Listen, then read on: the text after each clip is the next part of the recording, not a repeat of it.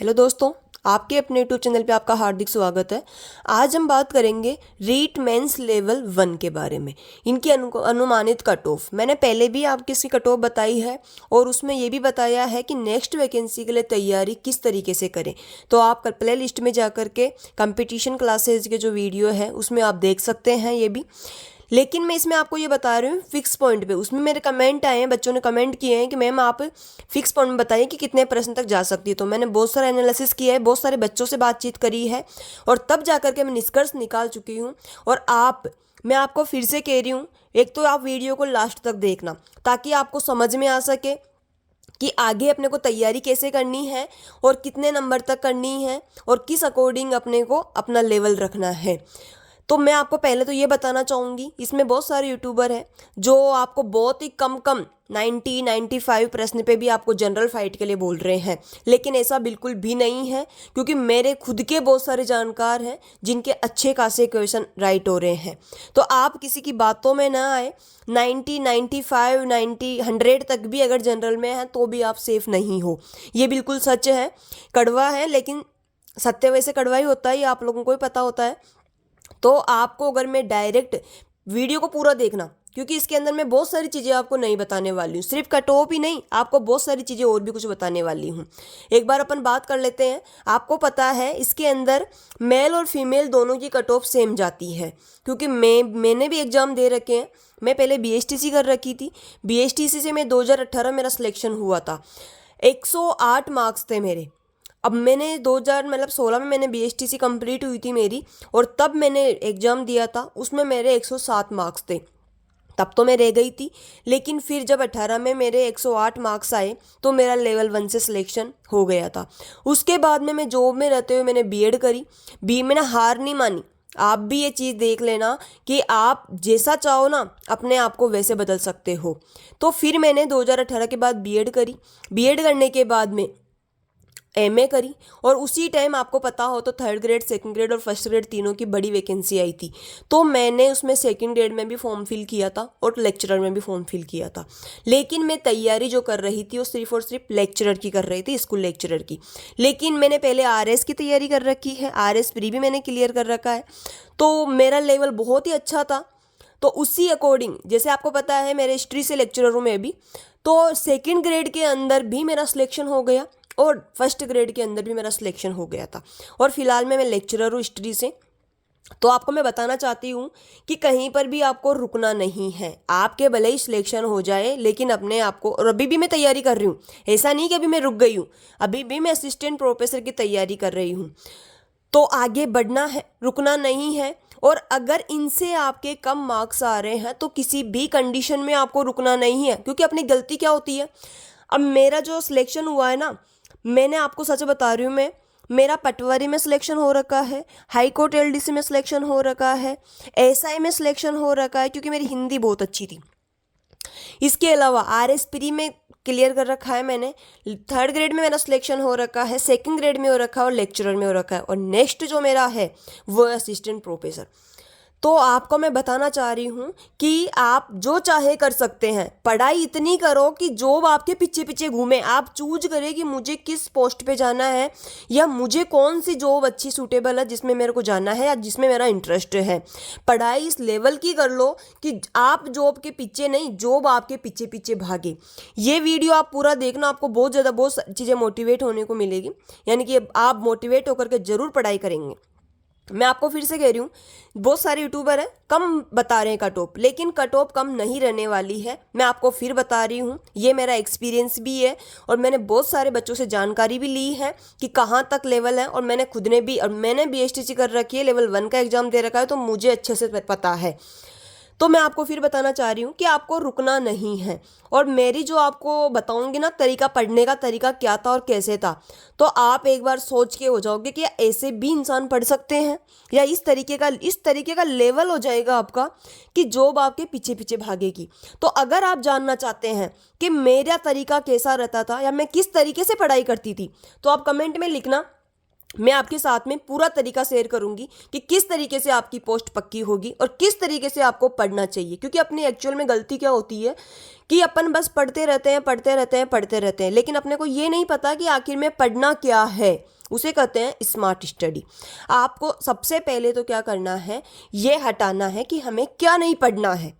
पहली चीज़ तो आपका 10% तो वहीं आपका क्लियर हो जाएगा, आपका सिलेक्शन वहीं चांस बन जाएंगे आपके 10%। तो सबसे पहले आपको ये डिसाइड करना है कि मुझे क्या नहीं पढ़ना है। पढ़ना है वो तो बाद में डिसाइड करना है, पहले डिसाइड करना है कि मुझे क्या क्या छोड़ना है। आपको मैं बताऊंगी मेरा तरीका कितना ज़बरदस्त था और उस तरीके से मैंने कितने सारे सिलेक्शन लिए हैं।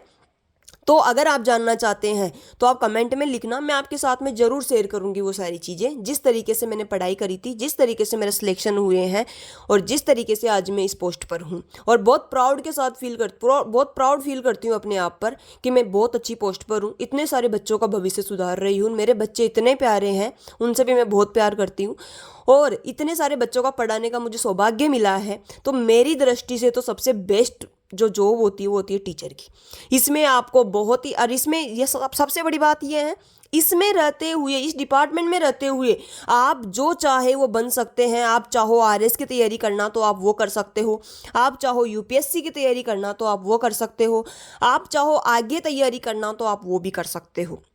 सबसे अच्छा डिपार्टमेंट है टीचर का।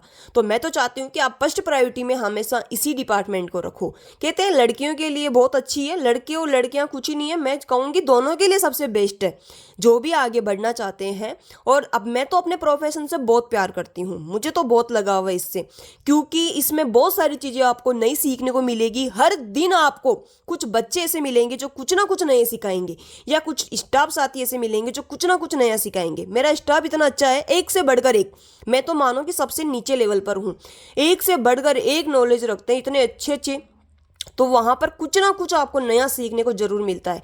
कुछ बच्चों से सीखने को मिलेगा, कुछ स्टाफ साथ सीखने को मिलेगा और कुछ अपने आप में मिलेगा। तो ये मैं चाहती हूँ कि आप भी इस प्रोफेशन में आओ और बच्चों का, इस देश की प्रगति में अहम योगदान रखते हैं एक शिक्षक। क्योंकि एक शिक्षक ही होता है जो चाहता है, जो चाहे बच्चों को बना सकता है। एक टीचर ही है जो इसकी नींव है।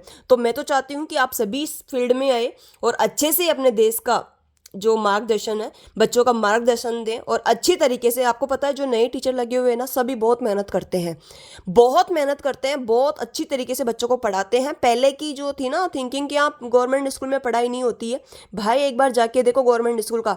मेरा खुद का सिलेबस हिस्ट्री का सितंबर में कंप्लीट हो गया था, 12th का। मतलब मैं 5 बार मेरा रिवीजन हो गया है हिस्ट्री का, इतने अच्छे तरीके से मैंने बच्चों को पढ़ा दिया है। 90+ मार्क्स उनके आराम से आएंगे। पिछली बार भी मेरे हाईएस्ट जो मार्क्स रहे थे 99 रहे थे बच्चों के, और 97% बनी थी गवर्नमेंट स्कूल के लड़कियों की। तो ये मैं आपको कह दूं कि इतनी तो आपकी आराम से, मतलब बहुत अच्छा प्रोफेशन है टीचर। तो मैं अब आपको एक बार कट ऑफ पे बात कर लेते हैं, फिर आपको कुछ और नया बताऊंगी मैं जो आपने अभी तक नहीं सुना होगा। जनरल अपन मेल की बात करते हैं, मेल और फीमेल की इसमें सेम जाती है। 110 क्वेश्चन अगर आपके राइट हैं, इससे ऊपर हो तो बहुत अच्छी बात है। मिनिमम बता रही हूँ 110 प्रश्न तो आपके होने ही चाहिए फाइनल सिलेक्शन के लिए, ये फाइनल कट ऑफ है।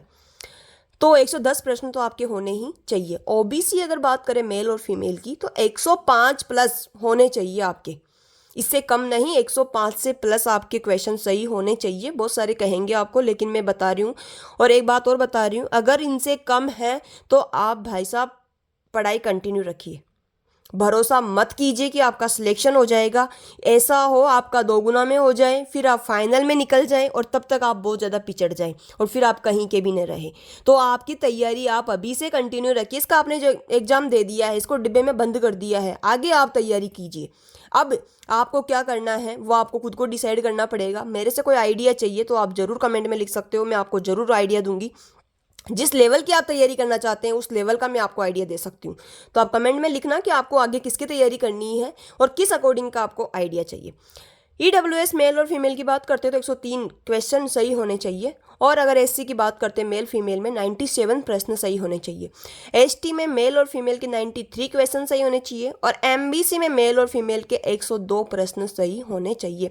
इनसे अगर कम बन रहे हैं तो आप आज ही अपनी तैयारी स्टार्ट कर दीजिए, किसी की भी बातों में मत आइए आप, क्योंकि इससे कम कट ऑफ किसी भी हालत में नहीं रहने वाली है। अगर आप किसी कोई वीडियो देखते हैं और आपको पता है कि आप खुश हो जाओगे थोड़ी देर के लिए, लेकिन खुश नहीं होना है भाई, आपके पास जॉब नहीं आने वाली है। मैं आपको फिर कह दूं, अगर आपके ये मार्क्स नहीं आ रहे हैं, बार बार मैं पहले भी मैंने वीडियो बनाया, उसमें बच्चों के कमेंट आए, मैम आपने बहुत ज़्यादा हाई बता दिए। भाई रिजल्ट आएगा जब पता चल जाएगा। भले आप ये मानो कि 50 ही बच्चे मेरे इसको देखें, लेकिन वो 50 का भी अगर वो इस पर विश्वास रखेंगे तो उनका तो सिलेक्शन हो जाएगा, क्योंकि ये सच है, इनसे कम कट ऑफ आपकी नहीं रहने वाली है।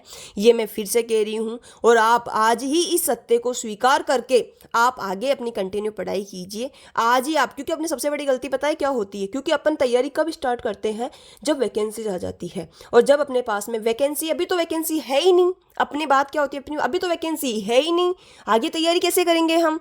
तो भाई अपनी सबसे बड़ी गलती होती है, क्योंकि वैकेंसी आके तुरंत एग्जाम हो जाता है, अपने को भनक तक नहीं लगती है, और फिर कहते हैं यार फिर नेक्स्ट वैकेंसी तैयारी करते हैं।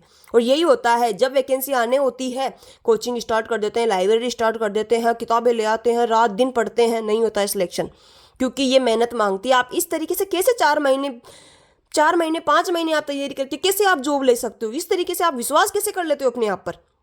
तो ये सबसे बड़ी आपकी मूर्खता है, और ऐसे ही करते करते करते अपनी उम्र निकल जाएगी और अपन जॉब नहीं लग पाएंगे। तो आपको तैयारी कंटिन्यू रखनी है, और मैं फिर कह रही हूँ, इससे कम अगर आपके नंबर हैं तो आप आज ही अपनी तैयारी स्टार्ट कर दीजिए। और अगर आपको जानना है कि मैंने इतनी सारी पोस्ट कैसे ली है, किस तरीके से पढ़ाई करके ली है, तो आप कमेंट में लिखना, मैं आपके लिए ज़रूर वीडियो लेके आऊँगी, और इतना ज़बरदस्त वीडियो लाऊंगी कि आप तुरंत पढ़ने लग जाएंगे, और आपके पीछे पीछे जॉब घूमेगी, आप जॉब के पीछे नहीं। अपना लेवल इस तरीके का कर लीजिए कि जॉब आपके पीछे पीछे घूमे, आप जॉब के पीछे नहीं। आप चूज करो कि मुझे किस पोस्ट पे जाना है।